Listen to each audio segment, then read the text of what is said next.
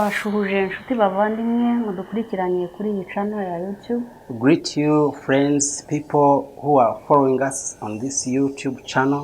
Muri kumwe nanjye umuvugabutumwa Goreti Muhongerwa. You are with Goreti Muhongerwa Evangelist. Tugiye kubanza dusenge rero hanyuma gahunda zindi zikurikireho. We are going to start praying so that other programs will follow. Uwiteka Mana yacu, Heavenly Father, turagushimye igitondo cy'umunsi. we thank you this morning. Tugushimiye uyu mwanya mwiza waduhaye kugira ngo tuvuge ijambo ryawe. Thank you for this wonderful time this morning so that you preach the word of God. Tuguhaye ikaze muri iyi gahunda kugira ngo tuyoborwe nawe. We welcome you in this program so that we be led by you. Tuvuga ubutumwa aba ari wowe ugaragara twe ntitugaragara. As we preach, let you be glorified, not us being glorified. Duhaye ikaze umwuka wawe wera kugira ngo atuyobore muri gahunda yose. Holy Spirit, we welcome you in this program. Kandi nsengeye abantu bose bari budukurikirane kuri iyi channel ya YouTube. I'm praying for all you followers so that God will be with you. Kugira ngo iby'Imana iri butunyuzemo byose bikore ku mitima y'abadukurikiye. Whatever God is going to put in us, let it be helpful to you. Kandi bigira umumaro ku batwumva. To be helpful to all our hearers. Senze nizeye mu izina ry'Umwami I wacu pray Yesu this Kristo. in the name of Jesus, our Amen. Lord. Amen. Mbere rero yuko tuvuga ijambo ry'Imana, Imana yadushyize ku mutima, tugiye kwakira abaramyi bacu batuyobore muri iyi gahunda. Before we preach, let us welcome our worshipers to come and lead us into this session of worshiping God. Reka twakire abaririmbyi bacu. Please. Izina rya Yesu. Worshipers, you are welcome on the stage. Yes, I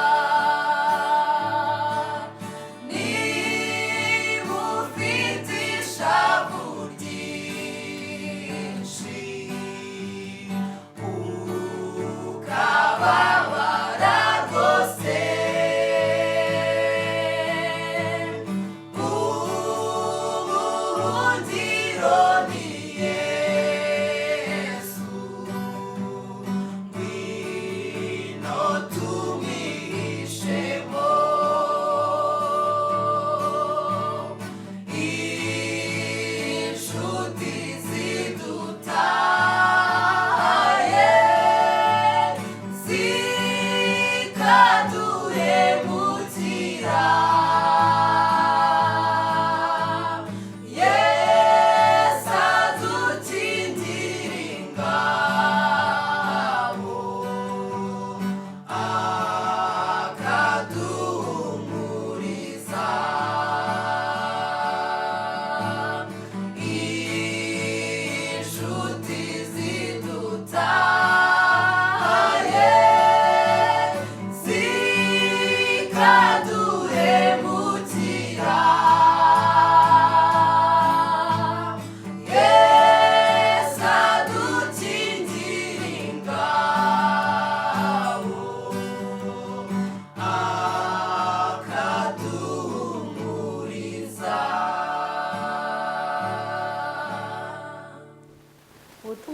nabazaniye bufite umutwe uvuga ngo menya umugambi w'Imana ku muntu. The message that we bring to you, it means that know God's plan on your life. Imana yaremye umuntu imufitiye umugambi mwiza. God created man having a good plan for him. Imana yaremye umuntu imupangiye ibyiza azagenderamo. God predestined good things to man. Yeremiya 29:11 aratubwira ngo erega nzi ibyo nibwira The nzabagirira. Bible says in Jeremiah 29:11 that for I know the plans I have for you, Na amahoro si bibi, declares the Lord, plans to prosper you and not to harm you, kugira ngo mbareme umutima w'ibizaba hanyuma. plans to give you hope and future. Uko niko Uwiteka avuga. That's what God says. Imana rero ibyo twibwiraho ni byiza na amahoro. You see, what God plans for us is not bad, it's good. Ni ikintu cyo kwishimirwa cyane kuko Imana itwibwiraho ibyiza. We have to be thankful to God because God plans good things for us. Ni kenshi Satani ashobora kukwihebesha bitewe n'ibihe urimo kunyuramo bitakoroheye. Very many times the devil can, use the circumstances and the situation so that he can deceive you. Akakongorera amajwi akwihebesha. And he whispers in your ears and he tells you hopelessness. Akwereka ko Imana itagukunda. Telling you that God doesn't love you. Akwereka ko Imana itakwitayeho. Saying that God doesn't care for you. Ndetse akageraho akongorera ko n'Imana itariho. And sometimes the devil can tell you that God doesn't exist. Ariko Imana iriho kandi gufitiye But let umugambi me mwiza. tell you, God exists, God lives, and he plans good things for your life. Ibyo Imana ikwibwiraho ni amahoro ntabwo ari bibi. What God plans for you is just good, not bad. Nubwo waba uca mu buzima butakunejeje ubu, Even if you are passing through many challenges, suko Imana iba yakwanze cyangwa doesn't mean yakwibagiwe. that God hates you. Ahubwo icyo tuje kugutangariza, But what we have come to tell you today is turakumenyesha yuko nubwo Imana yakuremye igufitiye umugambi, knowing that though God created you, having good plans for you, ariko ugomba kumenya ko wa mugambi urwanya. you have to know that that plan is being challenged. Satani arwanya umugambi w'Imana ku buzima The bw'umuntu. devil challenges God's plan on your life. Ariko turakubwira ukuri ko nubwo yarwana ntabwo ashobora kuburizamo But umugambi let me w'Imana. tell you, even if the devil fights you day and night, he cannot, defeat the plans of God on Icyo your Imana life. ikugambiriyeho kigomba gusohora byanga What God byakunda. plans for your life must be fulfilled whatsoever. Niyo mpamvu nkubwira ngo ugomba guhora wizeye Imana. That's why I'm telling you that every day you have to always believe in God. Wewe wamaze kumenya yuko Imana igufitiye umugambi mwiza. You who have known that God has a good plan for you, Ugomba kugira ibyo byiringiro muri wowe. you have to have faith in you, in God. Imana rero ikunda umuntu yamuremye imufitiye umugambi God mwiza loves cyane. the person he created because he has a good plan for that person. Imana yazamuye umuntu imusumbisha ibiremwa byose. God uplifted that man and he put him over to have a dominion over all the created things. Mu itangiriro igice cya mbere umurongo wa 26. In Genesis chapter 1 verse 26, hatwereka neza umugambi Imana ifitiye umuntu. it shows how God has a good plan for that person. Umugambi w'Imana yari ifite ijya kurema umuntu kwari ukugira ngo ase nawe. The plan God had for man was that he would be like him, that he become his image. Iyo dusomye uwo murongo wa 26 hatwereka neza ijambo ry'Imana riravuga ngo reka tureme umuntu ase natwe. When we see in that verse, the Bible says that they say, let us make man to be like us. Ni icyerekana rero ko Imana yasumbishije umuntu ibiremwa byose yaremye. It shows that God has put man above all creation. Iyo usomye uwo murongo ukawurangiza hatwereka neza ngo batware amafi yo mu nyanja, batware inyamaswa zose. If you see that verse and continue, you will see that man was put to look and to care, to have dominion over all created things, animals, plants, and other things. ako ni agaciro gakomeye Imana yahaye umuntu. That is the value God put on man.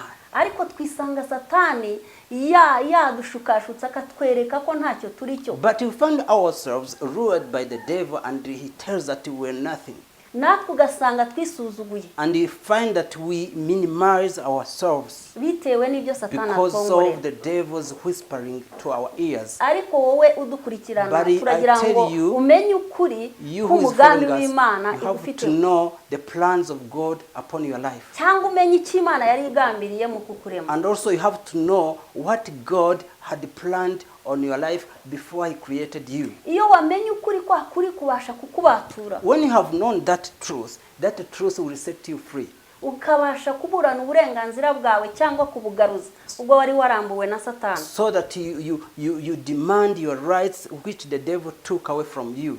Satani cyabagamije nukugira ngo aburizemo umugambi w'Imana ku muntu. You know that the objective of the devil, he wants to deviate his plans on you. Ariko nubwo awurwanya ntabwo azashobora kuburizamo Even Imana if the devil yagambiriye. fights that plan on your life, he will never succeed. Imana ibyo ikwibwiraho igomba kubisohoza. But Byanga byakunda. what you have to know, what God planned for you would have to be fulfilled whatsoever. Iyo wamaze kumenya rero ko Imana ibyo ikwibwiraho ari byiza, After you ugomba have known kurwanira bya byiza that kugira ngo bigereho. what God planned for you is good, you have to fight for that, and you make sure that you reach it.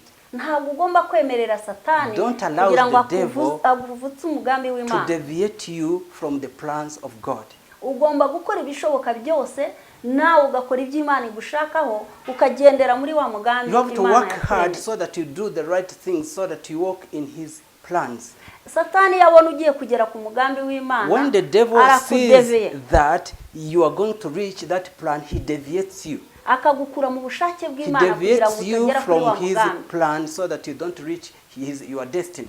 akakoshya gukora ibinyuranye n'ubushake And bw'Imana. he tempts you to do the things that are contrary to what God wants you to do. Igihe cyose ugiye kugera ku mugambi w'Imana, Satani akora ibishoboka byose kugira ngo adeviye wa mugambi w'Imana kugira ngo utawugeraho. Every time when the devil sees that you're going to reach that plan, he works very hard to deviate you from the way of God. Akakoshya gukora ibinyuranye n'ubushake bw'Imana. He tempts you to do the things that are contrary to the will of God. Kuko azi neza ko igihe cyose wakoze byangwa n'Uwiteka Imana, Because he knows every time you do things that are contrary to the will of God, uba wamaze kujya inyuma y'umugambi you w'Imana. are already out of the will of God, out of the plans of God. Ikintu gituma umuntu ashobora kugera ku mugambi Imana yamugeneye, The things that can make you reach the plans of God nuko akora ubushake bw'Imana. is to do the will of God.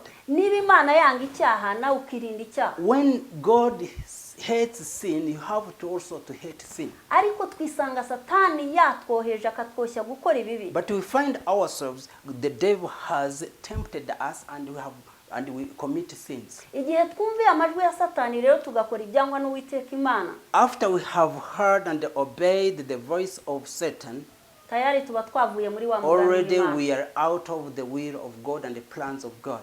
Nyamara ijambo ry'Imana ritubwira neza But the word of God tells us that mu Befeso ibice 2 n'umurongo wa 10 in Ephesians chapter 2 verse 10, it haratubwira ngo says, kuko turi ab'Imana yaremye for we are God's workmanship, ituremeye imirimo myiza muri Kristo Yesu. created us for good works. Iyo yiteguriye kera kugira ngo For he tuyigenderemo tugeze ku prepared gakiza. for us in advance for us to do. Icyo nicyo uwo ni wo mugambi w'Imana yaremeye umuntu kwari ukugira ngo agendere mu mirimo myiza. That is the plan of God, so that we walk in good things of God. Ya mirimo myiza Imana idushakamo rero tubasha kuyigenderamo cya gihe twakiriye Kristo nk'umwami n'umukiza. Those good mu buzima works bwacu. that were prepared for us in advance, we are able to walk in them only when we are in Christ Jesus. Cya gihe wahisemo kuyoborwa na Kristo, After you have chosen to be led by Jesus Christ, ubwo butangiye urugendo rwo kugendera muri ya mirimo myiza Imana by that yakuremeye. time you are starting the journey to walk according to the good works God prepared for you in advance. Kuko iyo wakiriye Kristo Yesu niwe ubasha kukuyobora muri bya byiza Imana After you igushaka. have received Jesus Christ, then he leads you to do good things. Muri kamere muntu nta cyiza kibamo, In the natural nature of man, nothing is good. ariko iyo twakiriye Kristo Yesu abasha But kuduhindura when we accept Jesus Christ, he changes our nature tukabasha gusa n'Imana. so that we will be like God. Yashusha Imana yaremanye umuntu ikabasha kugaragara. That image that God created in us becomes manifested. Kuko Satani iyo yamaze kutwoshya gukora ibibi When aba the yahindanije ya shusho Tempts us y'Imana. to do bad things, immediately he starts to make that image of God dirty. Ariko iyo twamenya ukuri But after we have tukamenya known ko- the truth tukamenya ko icyo Imana idushakaho and we ari know the will ukugendera of mu God, byiza, doing good things, tukikosora tukava mu nzira mbi and you correct tukagendera mu ourselves, nzira nziza Imana idushakamo, get away from bad ways and do good things, ubwo tuba turi mu mugambi w'Imana by that time we yaturemeye. are in the good plans of God. Ntabwo Imana yigeze turemera gukora ibibi, God has never created us to do bad things. ahubwo ikibi cyose gituruka kuri Every Satani. bad thing comes from the devil. N'umuntu wa mbere ari we Adamu Even the first man, Adam na Eva, and Eve, bari mu mugambi Imana yabaremeyemo, they were in the plans of God, God created for them.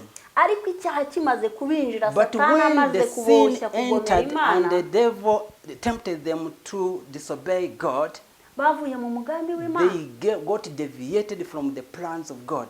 Ariko wowe nanjye twumva aya magambo But you y'Imana, who is following us, you and I who are listening to this word, tukaba tumenye ko ukuri gutuma tugera mu mugambi w'Imana after dushakamo knowing the truth that will make us reach the plans of God, ari ugukora iby'Imana is to idushakaho, do what God wants, ari ugukora imirimo myiza muri Kristo Yesu, to do good things that are in Christ, iyi Imana yatwiteguriye kuva kera. that God prepared for us in advance for us to do. Tugomba kuyigenderamo We have to walk in those good kugira works ngo tugere kuri wa mugambi so Imana that we yatugeneye. will reach that plan, that destiny God prepared for us. Icyo Imana itwibwiraho ni You amahoro, know, what God plans for us is good, only good. ariko ibibi byose duhura nabyo byaturutse ku mubi Satani. But all those bad things we meet are done by the devil. Niyo mpamvu tugomba kumurwanya. That's why you have to fight the devil. Ugomba guharanira kugira ngo ugere ku mugambi You Imana have to yakuremeye. work hard so that to reach what God planned for you. Umugambi w'Imana ntabwo wapfa kuwugeraho gusa. You cannot just reach the plans of God just doing nothing. Hari icyo usabwa gukora. There are things you have to do. Biragusaba kwiyegurira Kristo, You have to commit your life to Jesus. ukemera kuyoborwa nawe, You allow yourself to be led by Him. akayobora intambwe He zawe, leads your steps. akakuyobora mu byo ukora He leads byose. on whatsoever you are doing. Icyo ugiye gukora cyose ukagisha Imana inama, Whatever you are going to do, you get counsel from God. kuko twebwe iyo dukoze ibijyanye n'amarangamutima yacu cyangwa n'ibyo turarikiye, Because when we do things just led by our emotions, tuva mu mugambi we w'Imana. get deviated from the plans of God. Ariko haracyari ibyiringiro ko iyo wamenye ukuri, ukamenya ko watanye ukagaruka mu nzira, There is still hope if you have known that you have already deviated from the plans of God ugafata icyemezo cyo and kugarukira get Imana, committed to come back on the way. wa mugambi w'Imana usohora ku That buzima plan bwawe. of God becomes fulfilled in your life. Menya ibyo Imana ikwibwiraho ko ari Know byiza. what God's plans for you. Ndagushishikariza kugira ngo I urge you uharanire kugira ngo ugere ku mugambi To be Imana yakuremeye. committed to reach the plans of God. Haranira gukora ibyiza bishimwa n'Uwiteka Imana. Work hard so that you reach what God has prepared for you. Ubwo nibwo uzabura ishusho y'Imana nyakuri. That's when you are really going to be an image of God. Imana ntikora icyaha. God doesn't sin. Iyo wakoze icyaha rero ntabwo uba ugisa When n'Imana. you sin, you are no longer an image of God. Ugomba kurinda ishusho You y'Imana have to iri muri wowe. protect the image of God that is in you. ugaharanira kugira ngo ugaragaze Imana You mu work byo ukora hard so byose, that you manifest godliness in your life. ukagaragaza Imana aho ukora, You manifest godliness wherever you are working. ukagaragaza Imana mu rungano rwawe, You manifest godliness in your prayers. abaturanyi bawe bakakubonamo In the Imana, neighborhood, they see God in you. ukifuriza abandi amahoro. You wish your neighbors, your friends good things. Imana ni urukundo. God is love. Niba uremye mu ishusho y'Imana ugomba kugira When urukundo. you are created in God's image, you have to manifest love in your life. Ariko twisanga abantu baragize imitima nk'iya kinyamaswa. You know, but we find ourselves, all people, some people you find that they don't have the love in their heart, they act like beasts. Ibyo byose rero biva kuri Satani urwanya wa mugambi w'Imana ku muntu. Those traits of the beast come from the devil. Ariko ntabwo tugomba kumwemerera. We should not allow the devil to Tugomba tempt us. kumurwanya. We have to fight the devil. Niba umenye neza ko waremwe mu ishusho If you have known y'Imana, that you have been created in the image of kandi God, ukamenya ko umugambi and you have w'Imana known that mu the kukurema plans of yashakaga ko God, usa when He nayo, planned that you be like Him, ugomba gusa you n'Imana, have ugaragaza to be ibikorwa like byiza, God and ugaragaza do Imana the muri good wowe, things that manifest ukagira God. urukundo You muri show wowe, love. ukagira impuhwe, You show kindness. ukifuriza abandi You ibyiza, wish people good things. ntugirire ishyari mugenzi wawe, Don't be envious to people. ahubwo mwene so yatera imbere Instead, when bikakunezeza. your friend advances, you be happy. Ariko ibyo byose But Satani yabikanguye The mu muntu. devil has removed all those godly traits from people. Usanga abantu buzuye amashyari, You find people are full of jealousy, buzuye urwangano. full of hate. Ibyo rero ntabwo ari umugambi That is w'Imana. not the plan of God on people. Tugomba kugaragaza We Imana muri have to twebwe, show godliness in our lives. tukareka umugambi w'Imana ugasohora ku Let buzima God's bwacu. plan be fulfilled in our lives. Umaze kumenya ukuri After you have known kuby'Imana the ikwibwiraho, truth, what God has planned for you, ugomba kubiharanira you kugira ngo have to ubigereho, work hard so that you reach them. ukarwanya wa mubi You fight ukubuza kugera the ku devil mugambi that w'Imana. prevents you to reach that plan. Ariko icyo ugomba kumenya But what you neza have to know kandi most, ukwiye kwishimira, to be happy of, nuko nubwo is Satani arwanya wa even if the mugambi w'Imana devil ngo fights udasohora the ku plans buzima to bwawe, be upon your life, ntashobora kuburizamo. he can never thwart it. Hari abantu tubona muri Bibiliya, urugero rwa mbere ni Mose. The people we see in the Bible, one of them is Moses. Mose yavutse Imana imufiteho umugambi ko ari uzakura ubwoko bwa Isiraheli You know, muri Moses Egiputa. was created and God knew that he will be the one that will lead people from Israel from captivity and take them to the promised land. Tubona rero mu ivuka rya Mose, igihe cyo kuvuka kwa Mose kigeze, When the time of birth of Moses came, umwami wa Egiputa yategetse ko The king of Egypt bazajya bica abana b'abahungu ordered bose that bavutse. all the sons in Egypt be killed. Uwo wari umugambi wa Satani That was kugira the ngo plan aburizemo wa of mugambi the devil Imana ifite kuri to Mose. deviate the plan of God upon Moses. Ariko nubwo iryo tegeko ryatanzwe, Even if that order was ordered to kill all sons in Imana Egypt, yabashije kurinda umugambi God wayo yari ifite kuri Mose. managed to protect God's plan upon Moses. Ngo Mose yaravutse, nyina muhisha amezi 3. You know, Moses was born and his mother hid him for 3 months. Ananiwe guhora muhisha, You know, when she failed to continue to hide him, amushyira mu giseke, she amujyana put uruzi. him in a basket and put him in a swamp. Ariko kuko Imana yari imufiteho But umugambi, because God had a plan for him, kuko Imana yari ifite umugambi kuri Mose, but because God had a good plan on Moses, umukobwa wa Farawo yaramutoraguye ajya kumurera. the daughter of Pharaoh, King Pharaoh, picked that boy Moses and went to look after him.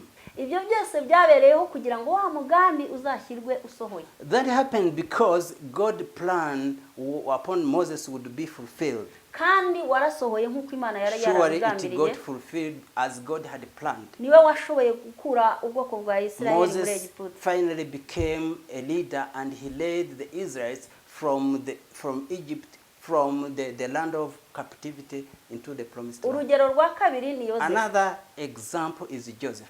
Yosefu nawe yajyaga agira inzozi, Imana yajyaga imuhishurira ibyo azaba cyangwa icyo azaba Yeah, Joseph could dream what he would be in the future. akajya azirotorera bene se And he could just reveal the dreams to his brothers. bamugirira ishyari They kugeza aho bashatse became kumwica envious to the point of wanting to kill him. bagera igihe baramugurisha They even sold him. ariko nubwo bamugurishije But even if they sold him, iyo dusomye ayo mateka igihe cyarageze wa mugambi urasohora za nzozi yajyaga agira zirasohora. when you continue to read the story of that Joseph, we find that finally God's plan on Joseph got fulfilled. yisanze yabaye umutware He found himself a leader, a good leader in a foreign land. nubwo yari umugurano Even if he was a slave, ariko kuko ukuboko k'Uwiteka Imana because kwari of the kumwe hand nawe of God was upon Joseph, Imana yamugize ukomeye muri icyo God gihugu. made him a great person in Egypt. ndetse na bene se bashatse bamugurishije cyangwa And bashatse even kumwica his brothers who sold him and wanted to kill him, bisanze bamupfukamiye they nk'uko yajyaga agira za they nzozi. found themselves kneeling before Joseph. nta kintu rero kibasha Nothing kuburizamo umugambi and w'Imana. nothing can thwart the plans of God upon a person. Umugaragu w'Imana Yowe yabivuze neza ati A servant of God, Job, said that, yaravuze ati Uwiteka Mana nzi ko ushobora byose kandi nta kibasha oh kurogoya God, umugambi I wawe. know you are everlasting and nothing can thwart your plan. natwe rero uko niko kuri tugutangarije That is the nta truth we kibasha want kurogoya to umugambi manifest to w'Imana. you, that nothing can hinder the plans of God upon your life. Igihe wasobanukiwe neza ko After hari you have umugambi w'Imana ku known buzima that there bwawe is a plan of God upon your life, ugaharanira kugendera and muri you wa work mugambi hard to reach that plan, ukarwanya ikintu icyo ari cyo and cyose you cyashaka fight kuburizamo umugambi everything that w'Imana ku prevents buzima that bwawe plan to be upon your life, ukarwana ugendera muri bya byiza Imana and yakuremeye you kugira ngo plan and ugenderemo you walk in good things God has planned for you, ugaharanira gukora imirimo myiza Imana and you igushaka work hard to do good things God has put in you. byanze bikunze umugambi w'Imana usohora ku Finally, buzima the bwawe. God's plan will be fulfilled in your life. Menya umugambi w'Imana Know the ufite. good plans God has for you. haranira kugendera mu mugambi Work w'Imana. hard so that you walk in His plans. Icyo nicyo nkwifuriza wowe That's what I udukurikiranye wish you, kwiga. you people who are following us, who are hearing us. haranira gukora icyo Imana Work yakuremeye. hard and do what God has made you to do. niba ukora ibinyuranye n'ubushake When you are bw'Imana doing menya things ko that wagiye are inyuma contrary, y'umugambi w'Imana. when you are doing things contrary to what God planned, you know that God, you have been deviated.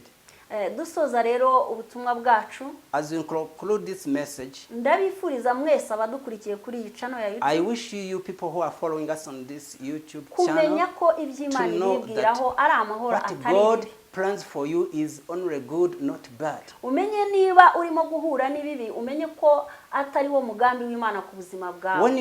When you see that you are meeting many challenges and bad things, don't think that it's God's plan. No, it's not a good plan. Ahubwo ibyo bibi bituruka ku All mubi those Satani. are from the devil.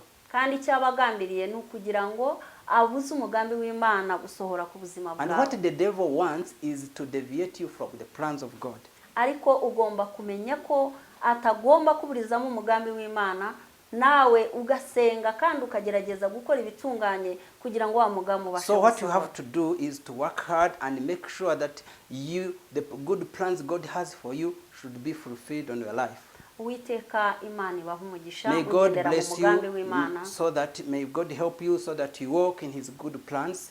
Reka dusoze dusengera abantu bose badukurikiranye. Let's conclude as we pray for all you people who have been following us. Uwiteka Mana isumba byose, Heavenly turakubashye. Father, we worship you, we obey you. Ndagushimiye ko udushoboje kuvuga ijambo ryawe. Thank you, Lord, for enabling us to preach this word. Twebwe twari ibikoresho, We have been just instruments. ndagusaba kugira ngo abe ari wowe wikorera. We pray that, Lord, you work. Reka umanuke inyuma y'ijambo ryawe, Follow this word, Lord. usohoze iki ijambo ryawe Fulfill, rigambiriye. Lord, what the word wants to Buri do. wese wumvise iri jambo Do this. asobanukirwe umugambi wawe Everybody ku who buzima has bwe. listened to this word, let him or her know God's plan upon him or her life. kandi abadukurikiranye bose And all those people who have followed us, bafata icyemezo cyo kugendera mu mirimo myiza let them be waremeye committed umuntu ngo to ayigenderemo. walk in good works. Urakoze Mana yacu Thank rero, you, Jesus Christ. ngaho ikorere ijambo ryawe Do ritanga your umusaruro work mu baryumvise and bose let mu it be izina rya Yesu. fruitful in the Amen. name of Jesus. Shalom.